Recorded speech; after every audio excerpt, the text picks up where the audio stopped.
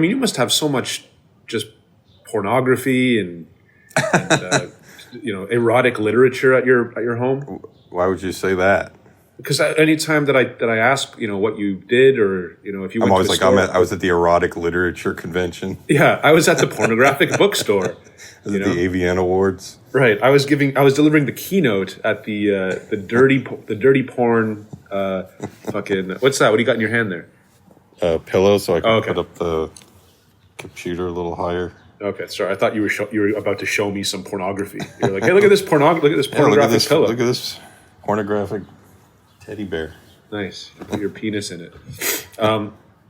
So what's going on with me?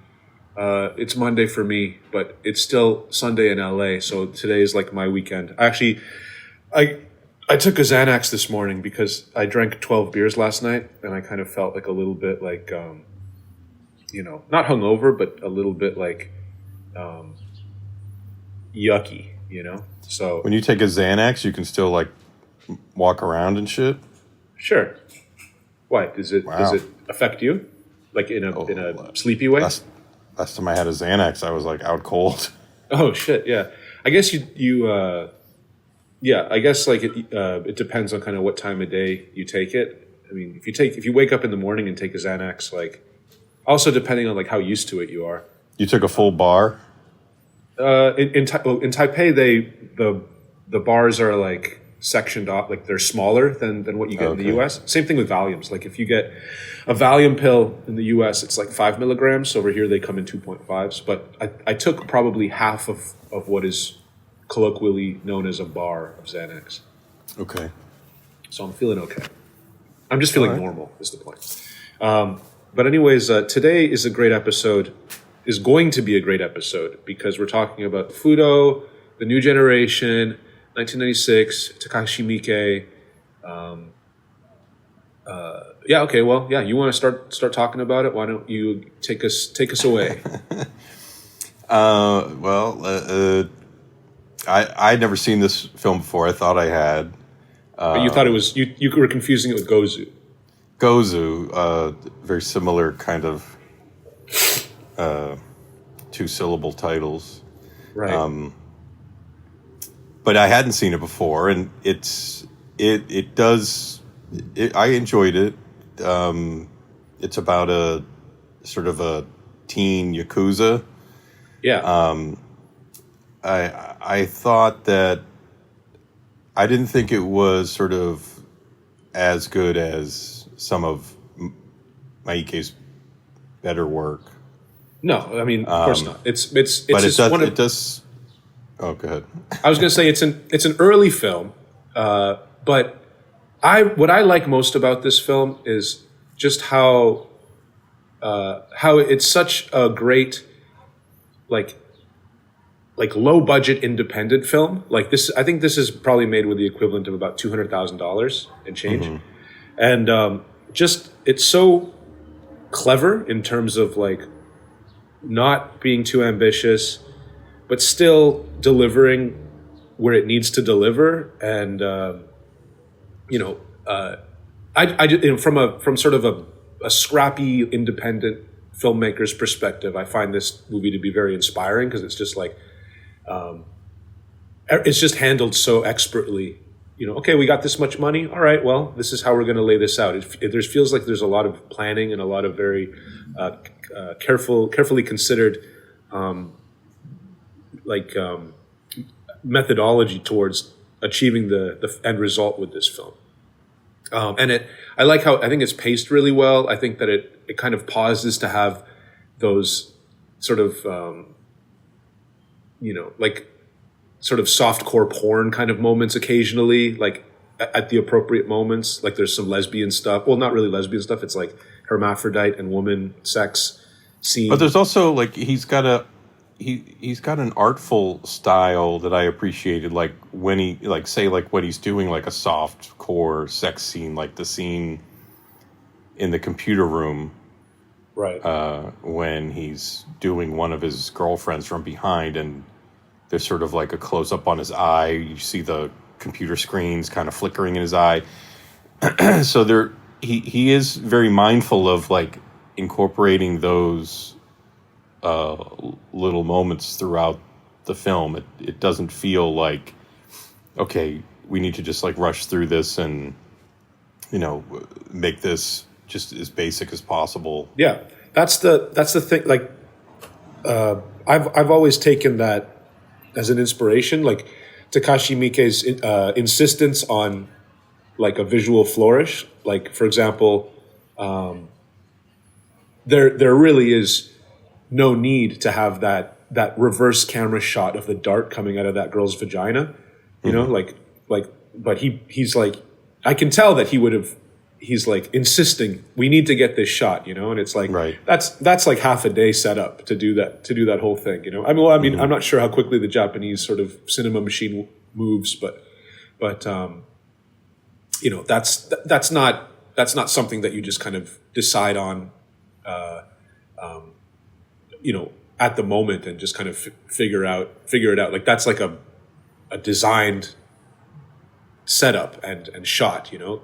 He cared a lot about that shot. He needed to have that one. We need to have this fucking shot. This is going to really be a memorable thing that people are going to remember. And there's probably producers on set who are saying to him, like, you know, this is costing us like half a day. You know, we only have $200,000 to spend on this thing, and you're going to use up a huge chunk of our time to do this reverse camera, like, out the fucking pussy shot.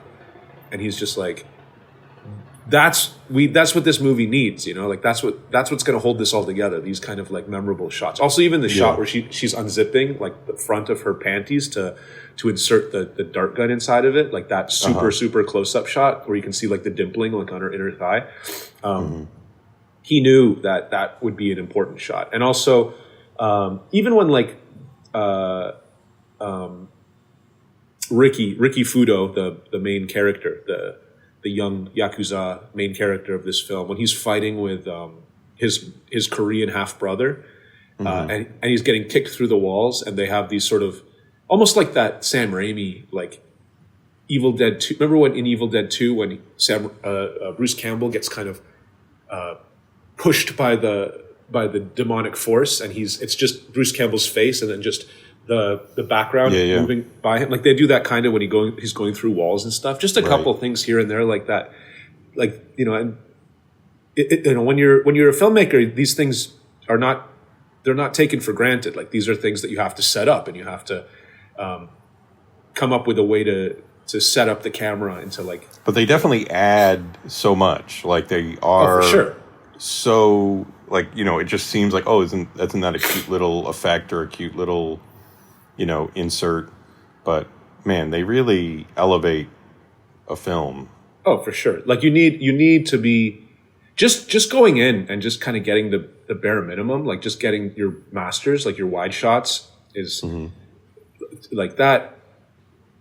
You know, when you're watching a film and you notice that, almost always it has to do with like it almost always has to do with just like budget, time constraint. That's pretty much intertwined. How much budget you have means how many days you have. Right. You know, yeah, sure. We just need to get our masters. We need to get our characters in. We need the dialogue delivered, and then we need to get them like exiting the room. The door opens. They go through the door. They shut the door behind them. End scene. Like, that's kind of what's the essential of what the scene needs, just so that they can put it on the screen. You know.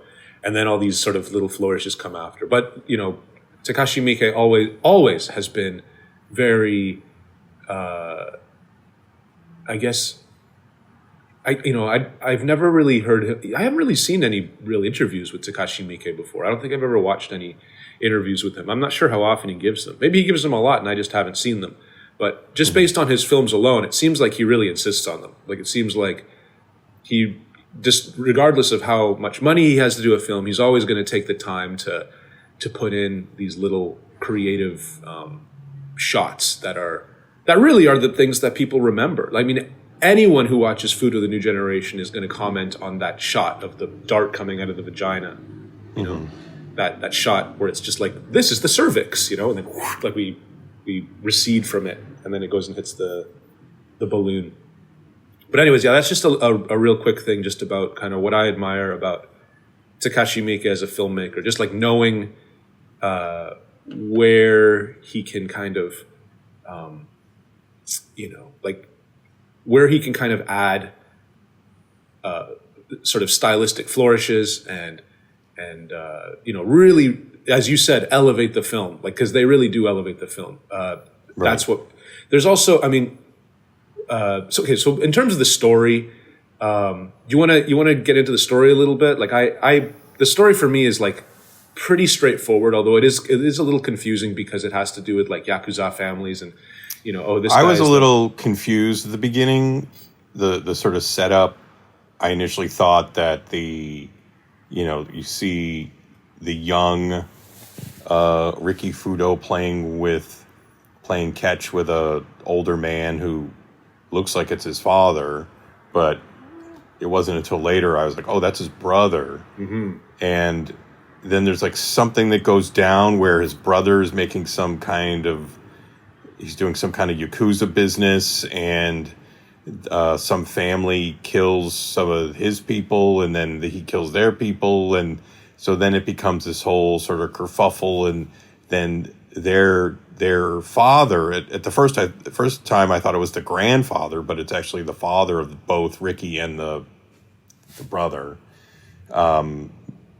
He has to make some sort of restitution for this little side war that's going on. So the only way to quell the angry families is to kill his own son. So he beheads his own son, and young Ricky sees his father do this. Yeah. I wasn't really sure, because then there's like some. I'm not really sure what the older brother was involved in. I wasn't really sure. Then like somebody gets a head delivered to them in dry ice. I wasn't really sure like what that exchange was all about, so that was a little confusing. Yeah. But once we sort of just like understand, like this is like the father kills the older son, the eldest son, and the young Ricky wants to have some kind of revenge against his father and against these families that I guess made his father kill his older brother. Once that's established, then you're like, okay, all right, I'm involved. I can kind of understand what's going on. Ricky never forgave his father for this. He's basically like sitting across from him eating dinner in their Yakuza dining room with that Buddhist wheel on the wall that it looks almost like a ship's helm, but it's like the wheel of Buddhism or whatever. Right. And they just have silent meals, like very tense meals. The son hates the father. Will never forgive him for killing his older brother, whom he. I also have to say that the character of Ricky is, in my opinion, the weakest. The weakest thing in the film. He's not very interesting. Like all the other like side characters completely outshine him in every possible way. Like the big giant Samoan dude on the motorcycle, or the two schoolgirls with one's a hermaphrodite with a blow dart pussy, and the other one's like a machine gun freak, and those two little boys, like those two tiny little boys. His army of children assassins. Yeah. Like all that's fascinating. And also like I didn't even know this, but as you're watching it, you think like, wow, this feels like a manga. It feels like Crying Freeman or something along those lines. And then I read that it is in fact some manga that is apparently unfinished. But it feels very much like Crying Freeman, or even like that final bad guy with the sort of like slick mullet hairdo. He looks like something right out of Golgo or whatever. Not Gol. Yeah, he's got like a real Golgo face. But I was thinking of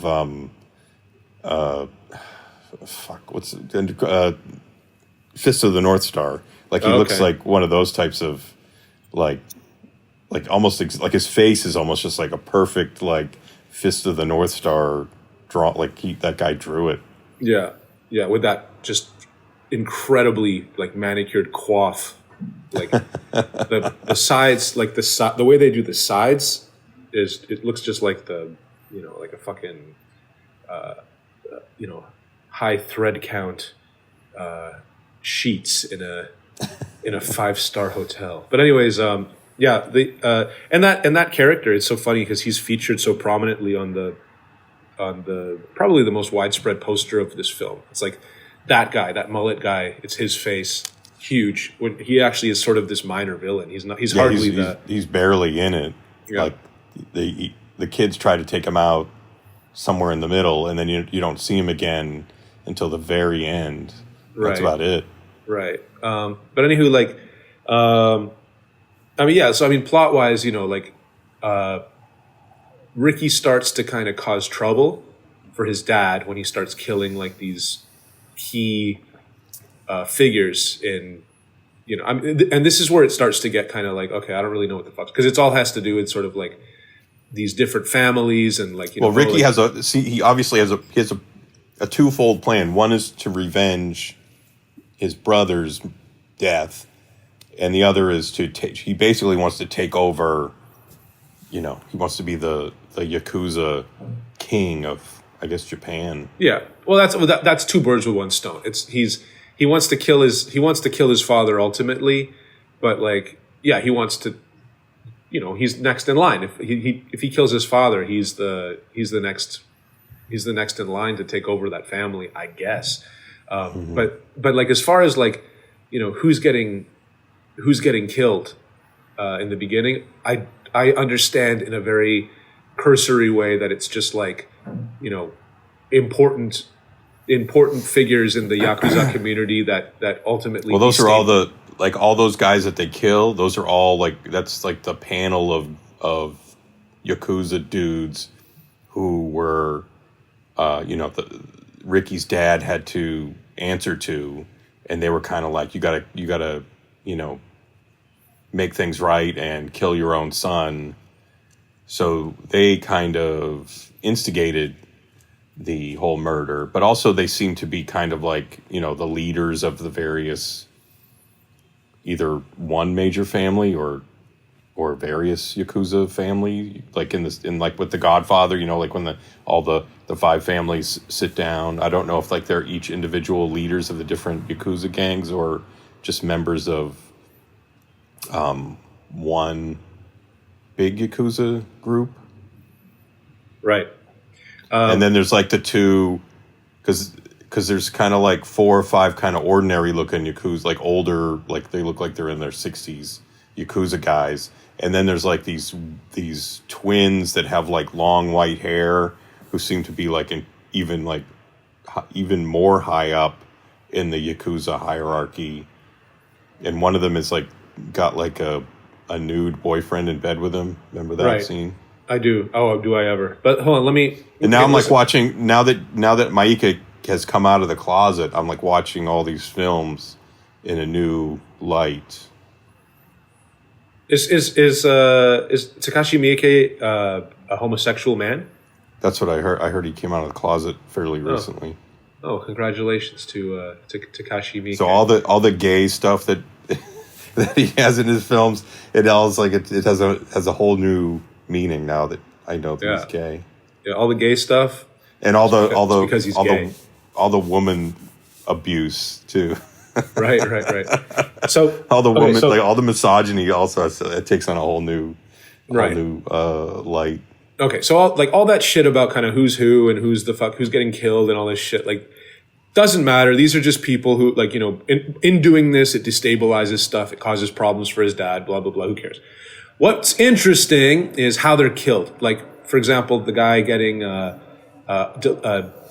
delivered tea through his window, and then he drinks the tea, and there's some sort of like crazy like chemical that makes him start vomiting acid all over the place, and then. But you also have to say, like, all these deaths are being distributed by like children, kids, yeah, and little teens. Like teen girls, and like, so it's sort of like these perfect assassins that these people let their guard down with like a couple of little school kids walk by, and all of a sudden Right. their kids are like whipping out guns and Yeah, so this adorable like girl, oh shit, this adorable young girl ends up giving them tea through the window in paper cups, and then and they drink it, and then the guy's just like, oh, he starts choking, and all of a sudden he starts just blasting corrosive vomit out of his mouth. Like this chemical has just like made his body into just like this acid sprinkler. And then there's this great scene, this great shot where they open up the door and they just pour out of the car. It's just like blood and viscera just kind of dump out of the car. it's like a deluge of blood just pours out. Yeah, it's like they just got melted in the car. Like the car was filled all the way up to the top with some sort of acid, and they open up the door and they all pour out. And it's just like, wow, this is cool. And then those two little I forget, do those two little boys do they take someone? I remember that they made an attempt on that on the mullet guy where they fail and then they get killed. But prior to that, they're at some kind of like arcade or something, and they kill somebody. Right, they're at like a pachinko place or something, and they end up killing a guy. And then there's also like that girl who comes in and she's got very wispy bangs, and she just comes in with a machine gun, like a submachine gun, and just starts like killing everybody in an office. Right, it's like there's some kind of like parade outside. Sure. And I guess she comes looking for water for the parade goers or something, but she just sounds like a real happy girl. Right. And they open the door for her, and she just sprays everybody with a machine gun. She lets it loose. She lets the machine go loose. And then so then we see all these three big spectacular deaths, and we're like, oh yeah, this is pretty good, like those are all pretty impressive. And then there's there's this weird sequence with like the English teacher that the English teacher catches somebody like listening to their Walkman or something during class, so he grabs their head and bashes their head into the desk until they bleed. Right. But then Ricky has to talk to him after class because I guess he owes like 10 million yen for some gambling debts or something.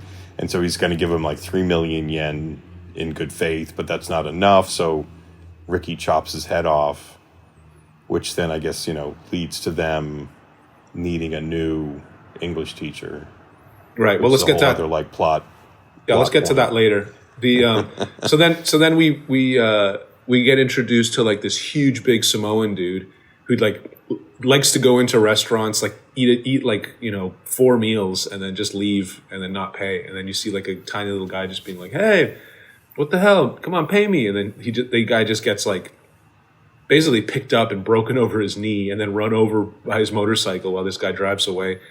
And he ends up, I was wondering if he was like some kind of like wrestler in Japan or something. He looks like he's probably like. Yeah, I think he was. I remember actually, like, I don't usually do this, but like the Wikipedia page for Fudoh, the New Generation, has that character listed as a cyborg. It's like the cyborg brute, whatever. It's like, and I'm that's like, because at the very end, he's got like weird, like after his motorcycle gets blowed up, he's got all this weird like metal shit on his face. Yeah, but he's not a cyborg. He's not a cyborg. He's got, it's like having like a steel plate in your head, except that he just has it over his face, and he has like a. But that's like another that's like another real like Japanese manga. Right, move. right, exactly. That's what kind of lets you know, and that's kind of what makes it what. The tone of the film is fun because it plays 50% like a real, serious kind of Yakuza thing, but then it also, the other half of it plays sort of like a comic book. Yeah, like a certain kind of comic book, like a comic book where like, you have like each character has their own thing and shit, like their own little power, or they're not, it's not really powers, but their own kind of little specialty, like, oh, I'm good with right. I'm good with darts out of my pussy, like except for Ricky. Ricky doesn't have anything. He's not even Ricky's very good at fucking fighting. boring as fuck. Yeah, and he sucks. He just gets his ass kicked all the time. He's not interesting. He's definitely the weak link. It would have been nice to see. It would have been nice to see him at least, fight a guy. Here's what the movie needs to make Ricky better: is he needs to have a scene where he fights a guy with like in a sword fight or something, and we see him be really good with a sword, because the only time we ever see him try to fight is when he's fighting against that Korean guy who just outclasses him beyond belief. Yeah, he's more interesting, and he's definitely strong. Like, he beats the fucking shit out of Ricky, and Ricky only gets saved by the new English teacher. Right. Well, hold on. So there's that scene, like that big giant guy kind of serves as in a sense, sort of the audience's eyes, because he doesn't know any of these kids, so he's like. That's also something that was it took me a second, because he waltzes into the high school, and you're just like, wait a minute, this guy's going to high school. Yeah. He looks like he's 40 years old. Right.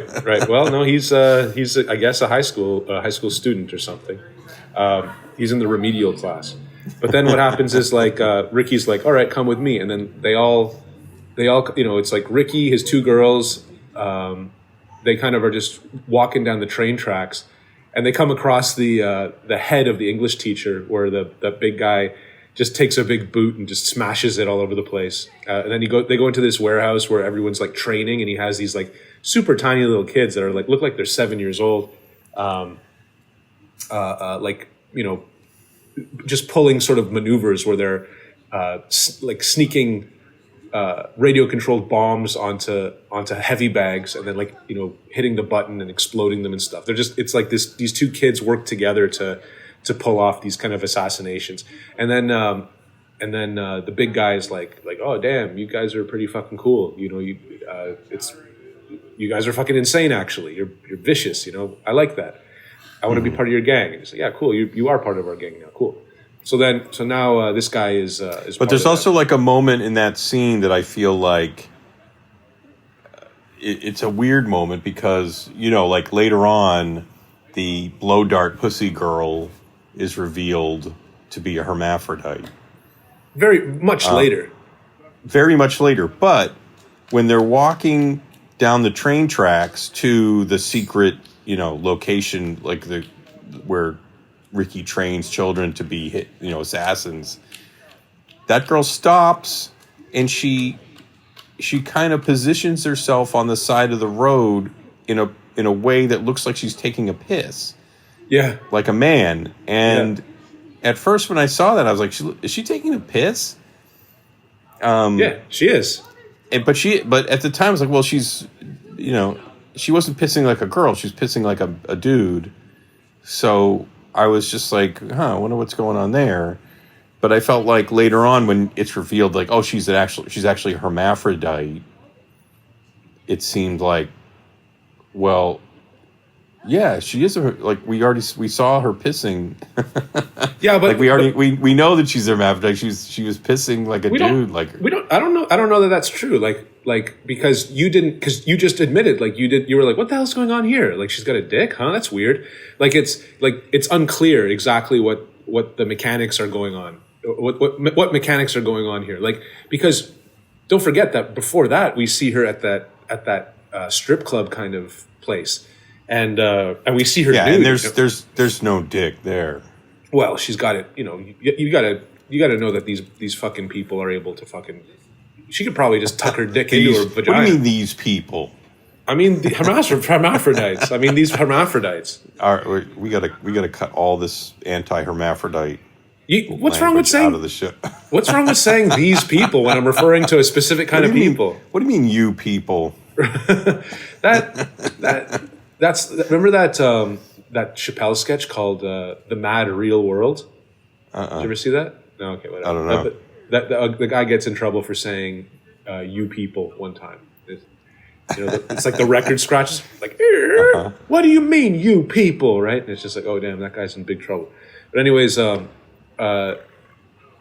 it's kind of like just this, mystery, or what do you say?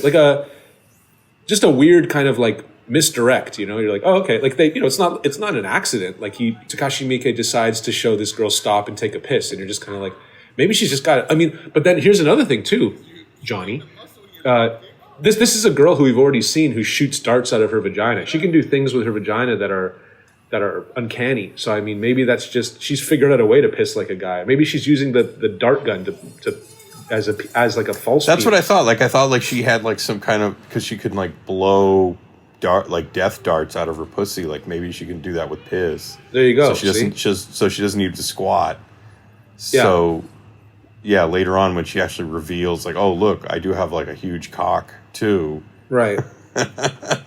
Then it is like, oh okay, she was a hermaphrodite. Right. But okay, so back to the first time that we see her. Even that, like, again, Takashi Miike, you know, like amazing innovative filmmaker, how they do that thing where she comes out on stage with that fucking song that goes like, yeah, do that thing. There's that sample that you hear so many times. Mm-hmm. Just like it's like a rap song. It's like, yeah, do that thing. But anyways, she comes out like blank faced, schoolgirl like, you know, outfit on, and then the camera goes down to her shoes, and then stays on her shoes for a moment, then pans back up again. She's completely naked except for wearing underwear, and then you see her sit down, spread her legs, unzip like a zipper that's on the front of her panties, and then insert this fucking blow dart thing, and then she starts shooting balloons, and then also, right. And then there's also this guy who's kind of like off to the side, and he's just kind of drunkenly talking with some fucking other guy, and then she manages to kind of like quick as lightning, you know, kind of does this sort of side move and then shoots like a dart right through one ear and out the other, and it lands in the wall with like a little piece of like brain viscera, Yakuza meat on it. Yeah, Yakuza brain meat on it. So you know we're you know, like we're introduced to this idea. Okay, this is her thing, her superhero thing. You know, her specialty is using her pussy as a deadly weapon. Then yeah, okay. So then we have the thing where we have the big guy introduced to the gang, and he gets let in and stuff. My favorite, I really like those little kids. Like when they go, I'll jump to that part now. Like probably we're skipping a bunch of stuff. Like we're skipping the hot teacher, the hot English teacher that comes in to replace the English teacher that they killed. Right. And also the Korean guy who we later learn is Ricky's half brother, comes in to be the gym teacher at the school. I'm not sure if those things happen before or after, but like there's that part where the mullet guy makes his appearance and he comes through, and those two little kids are like just very like I love just the, I mean, it's not even acting. Like Takashi Miike just gives them hot dogs and Coke, and they're just sitting there and they're eating hot dogs like little kids, where they're messy and they're like licking their fingers and shit. Like they just look like a couple of like, you know, just real kids. And then they are real kids. Yeah, I know, but I mean, what I mean to say is that they don't look like they're being coaxed into any kind of acting. Like they're just okay, go here and eat food, and then the camera is just kind of catching them eating food, and they just seem so natural in their performance. And then they run over.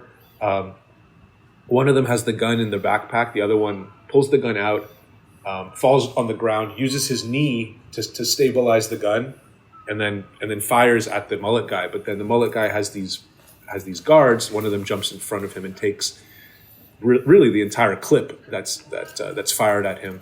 And then the next scene you see is two tiny little garbage bags with one tiny little hand sticking out.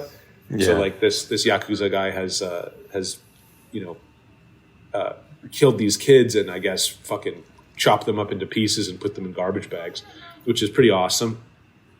But yeah, like why don't you talk about the substitute teachers in quotation marks? Yeah, so she, after the original English teacher is killed by Ricky, new substitute teacher shows up, and she's like dressed in like a stripper dress. Yeah. You know, totally looking sexy and shit. But I guess eventually it's sort of revealed that she's the older brother's girlfriend. Yeah. That's exactly correct. So she basically joins Ricky's revenge gang.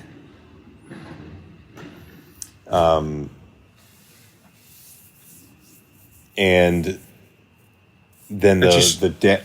Oh, go ahead. Well, I was going to say she strikes up a relationship, not with Ricky, but with the vagina dart girl. Oh, right, that's true. I forgot about they have like a prolonged softcore sex scene. Yeah, I thought you would have remembered that since you're so interested in erotica. You're a very erotic man, especially transsexual hermaphrodite erotica. So, yeah. I mean, a hermaphrodite isn't really a transsexual. Like a transsexual, because it's like you got both, right? And also, it's like a transsexual is like, yeah, it's like making the transition from one to the other. But hermaphrodite, you're born that way. Yeah, exactly. Just like well, that's that could be construed as being offensive, because the idea of a transgender is that you are born that way. You were born in the wrong body. So, but I mean, hermaphrodite, you are born with you're physically born with a penis and a vagina. Yeah. I mean, listen, it's not just like you're born with a penis, but your mind is the mind of a woman. Right. I mean, listen, that's not what I'm talking about.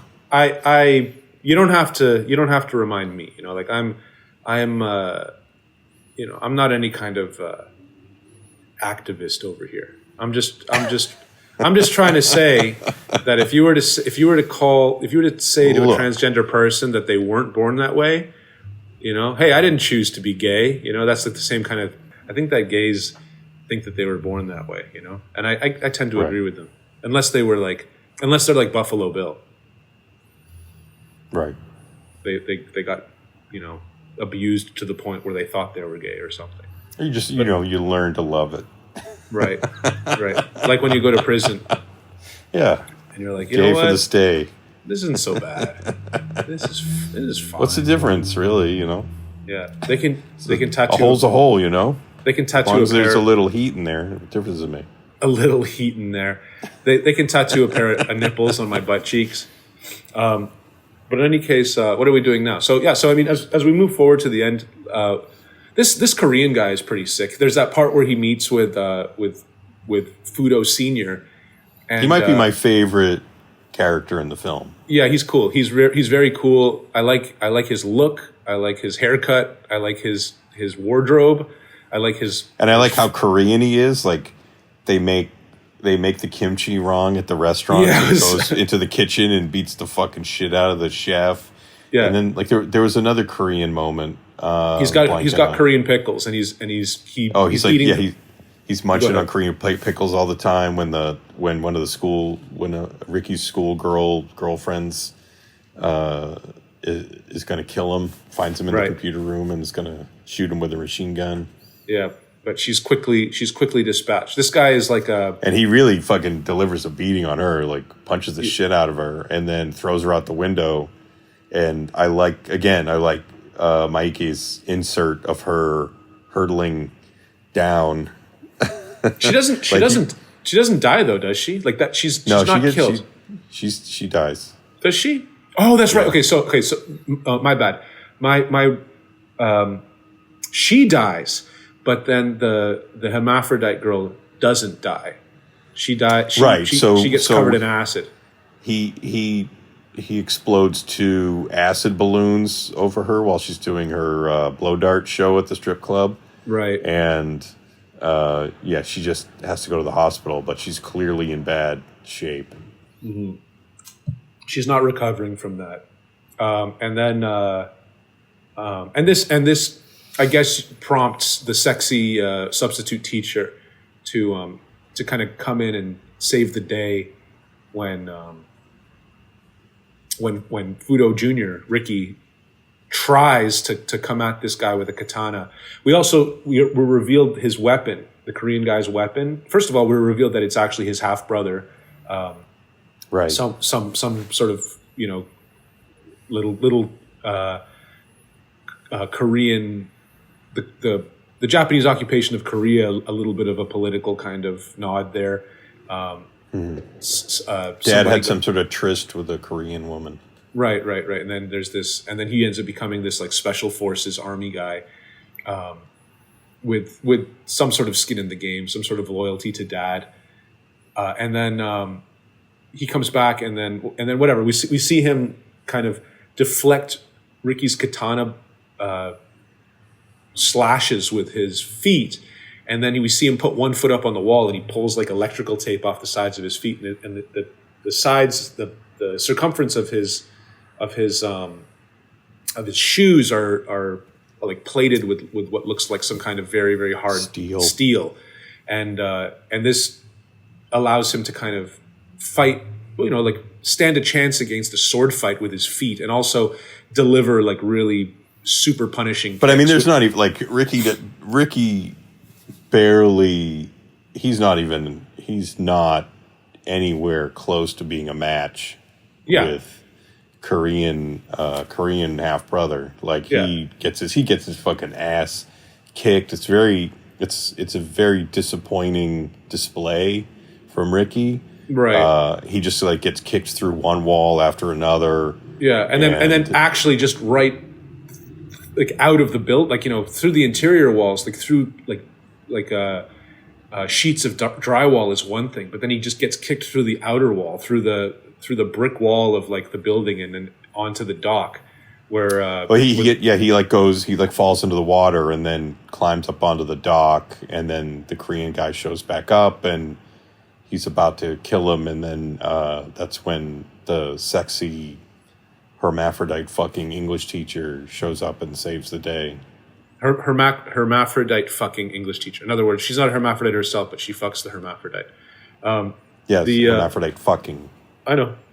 I understood. I'm clarifying for our listeners. And then for our listener, and then and she's wearing a really cute yellow dress when she shoots the Korean guy. So Korean guy's out of the picture.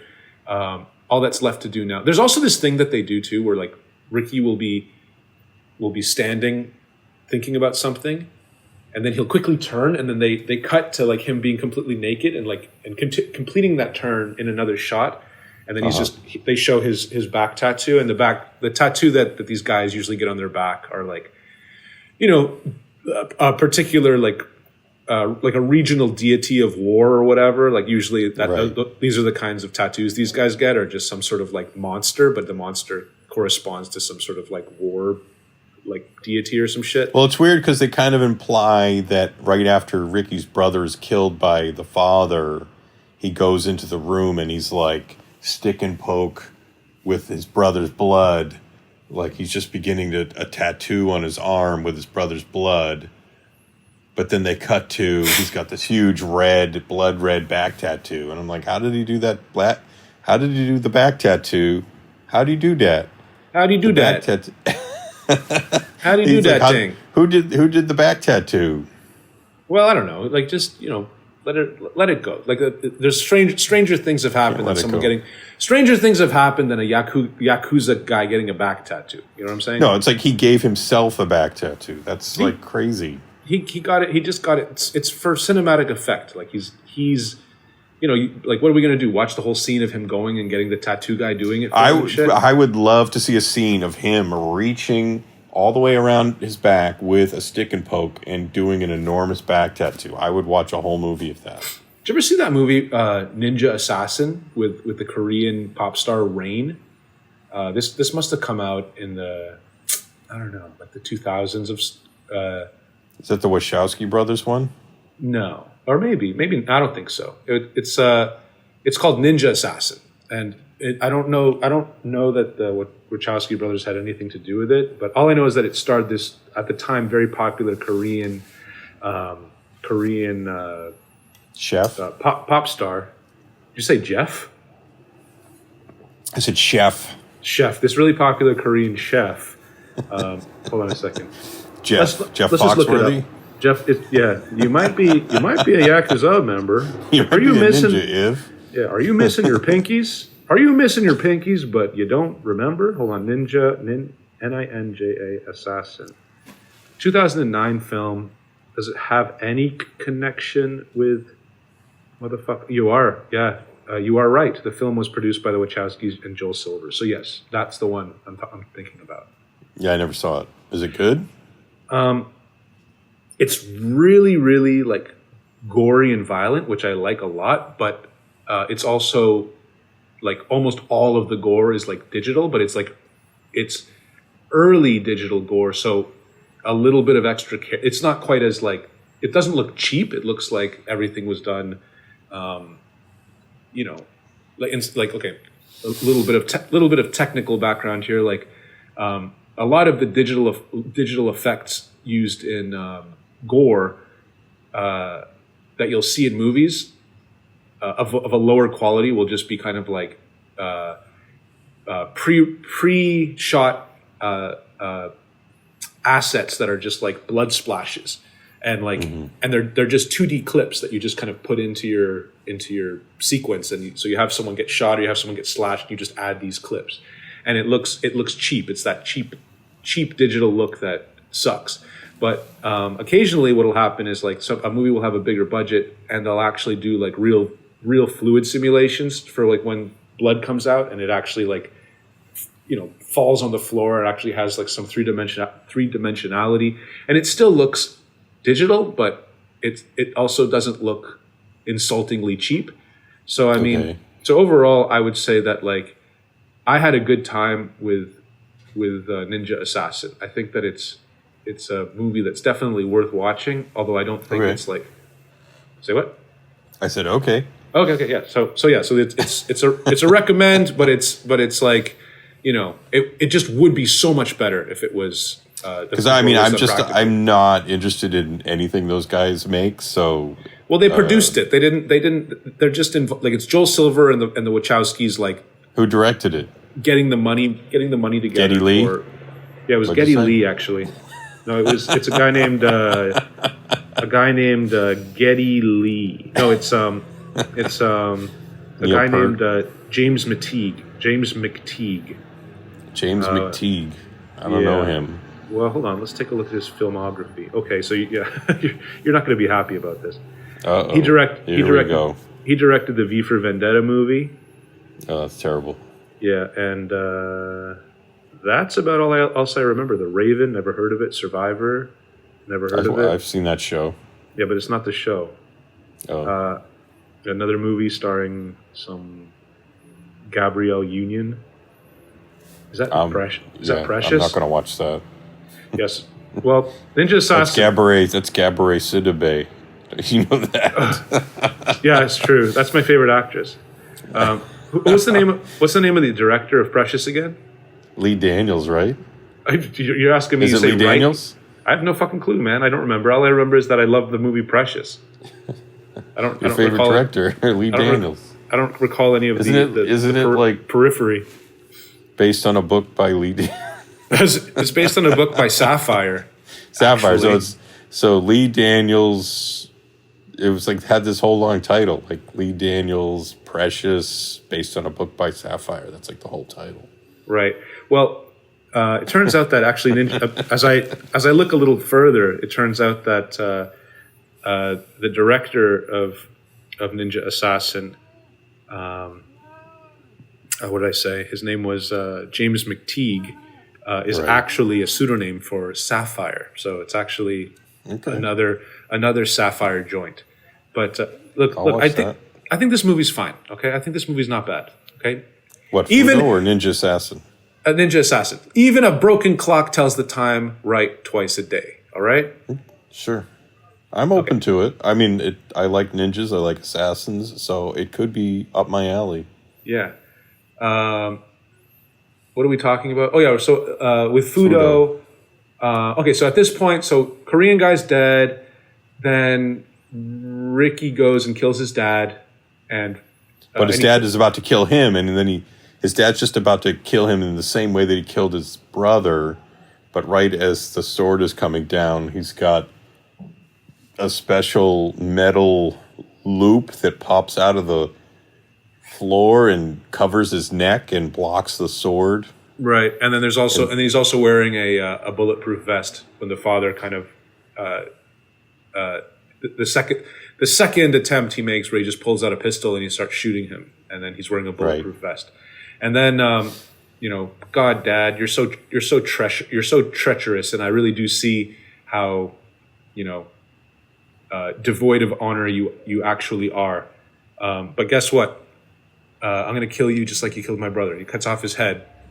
Right. And then the next thing, we're at his funeral, and the whole gang's there, all the survivors of this, which includes the big Samoan guy, who really didn't accomplish a lot, because he didn't really serve much of a purpose.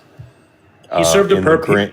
He served a purpose. Scheme. He served a purpose in the story to bring us in, because he's the guy who doesn't know anything, so he has to get explained everything too. So yeah, I guess that's true. But other than that, like, I kind of want him to be utilized in some way, and the fact that he kind of isn't. We saw him kick some ass at one point. No, hold on.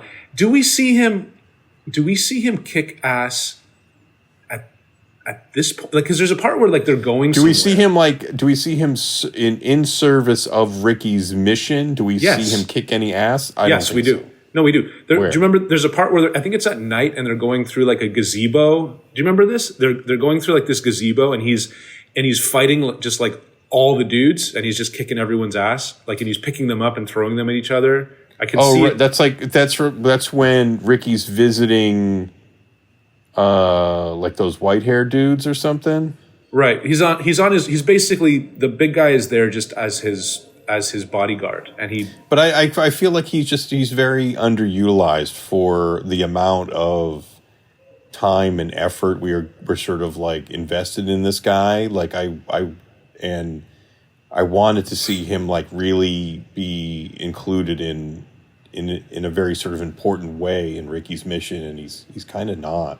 Yeah, okay, I agree with you. I mean, I agree with you, but I do think that we do get to see him do some of his stuff. But yeah, you're right. I would have liked a little more. His motorcycle gets exploded. That seems pretty cool too, actually. And then, like, even when he becomes like Cyborg, he's got the metal mask and the metal shit on his body after the motorcycle explosion. Like, even more, you want to see him kind of like activated, be utilized as a fighter for Ricky, and we don't. Yeah, he's and let me just be very clear here. He's not a cyborg. He's just got some plates.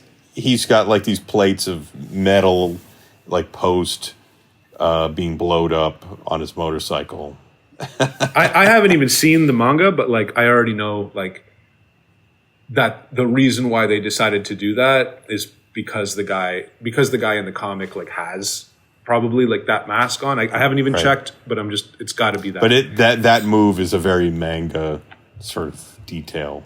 Right. So then the last scene of the movie, he goes to his father's funeral. Hey, guess who shows up? That mullet guy that we keep talking about. The guy who the scary mullet guy who we kind of don't really see much of. Right. But he does seem like a very dangerous, important Yakuza figure. Right. And the film ends with it looks like there's going to be some big showdown between Ricky and this dude. And then the goes to black and the credits roll. Yeah, fine with me. And I guess there's sequels, but they're not directed by Takashi Miike. So I don't know. Maybe it continues in the sequel. Yeah, I'm not too motivated to check out the sequels. I haven't heard any good things about them or bad things about them.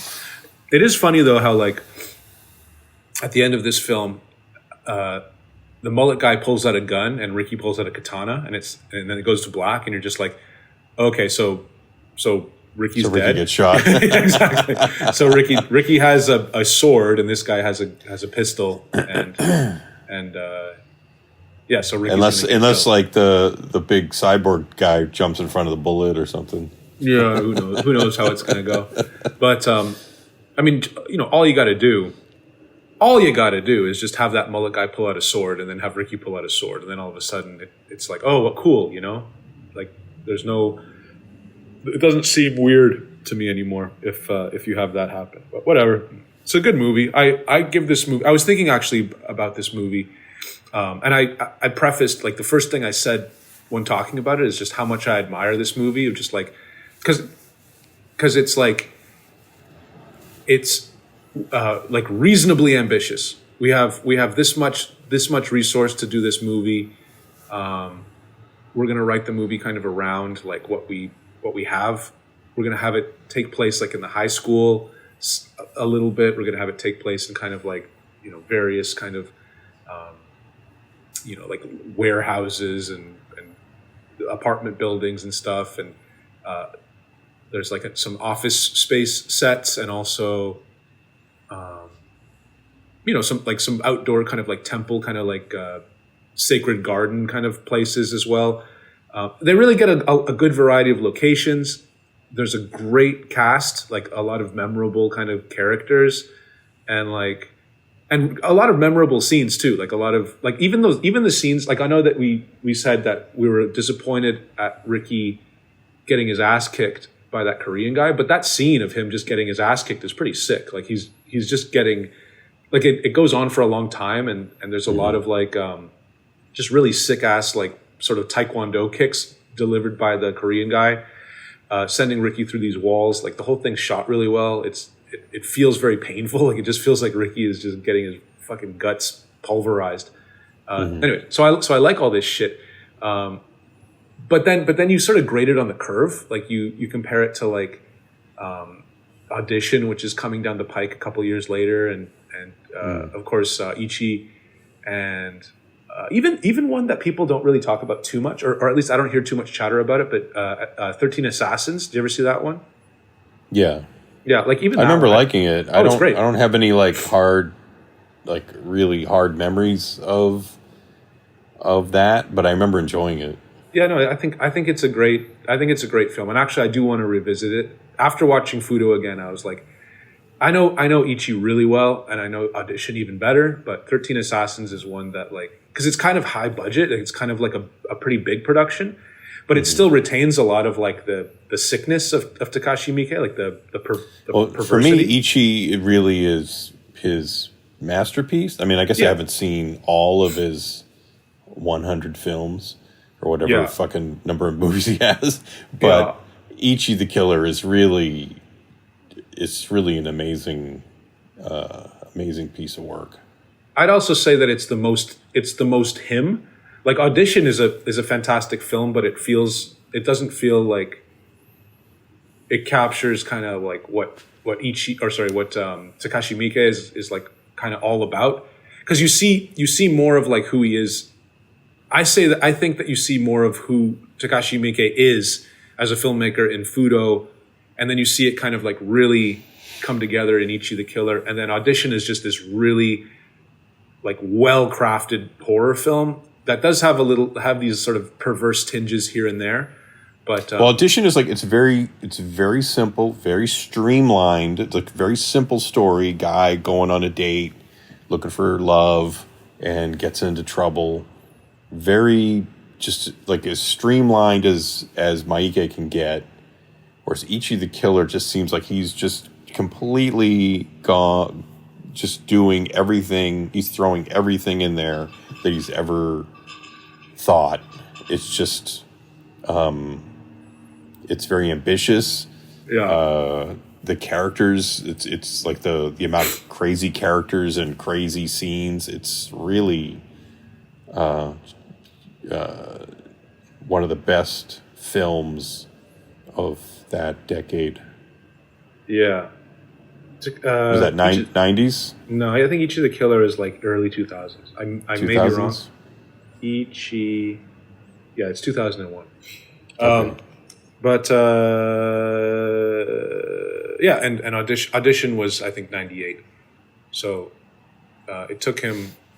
Yeah. Anyway, whatever. Fucking yeah. So overall, I say that I give a healthy 3.5 to Fudoh, the new generation. I think that it's if you want to put on a film and like you want to see some some crazy shit and some shit that you're probably never going to see in any other movie. Like a lot of the stuff, like the like just even for the blow dart vagina stuff, like watch it just for that, and then anything else is just kind of a cherry on top. But yeah, 3.5 for me for sure. I'll give it 3. I think it's definitely not up to his best, but it's definitely, I think if you like Miike, I think it's definitely worth watching. Also, I'd say too, like if you're like a filmmaker, I think that this is about as good a film as you can make on a $200,000 budget. Granted, it was made in 1996, but and also in Japan, where like $200,000 gets you like a lot more than it would get you in other places, say Los Angeles. But yeah, fuck, man, making movies in Japan is a lot cheaper than you'd think. Like let's do it. Their industry goes in waves, though. Sometimes they're like the hottest shit going, but it's very I don't know. I was about to say that it's very like money driven and like sort of like risk driven, but really that really is everywhere. But I don't know. Fuck, whatever. Go check out Fudoh, the new generation. That's a recommend. Thank you.